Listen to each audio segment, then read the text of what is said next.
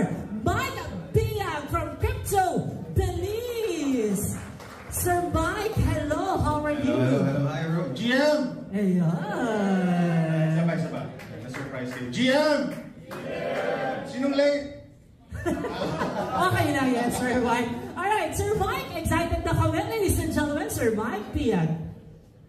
Hi guys, so waiting for my slides here. Traffic, no? Ingit kayo pa, umuulan right now. So, my name is Mike, one of the partners and one of the founders ng Crypto Belize Philippines. So, I won't assume na kilala niyo po kami. Isa po kami sa mga leading distributors ng hardware wallets sa Philippines and crypto gadgets dito sa Philippines. So, next slide please.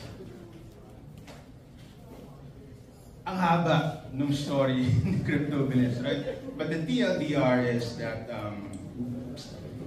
companies kami na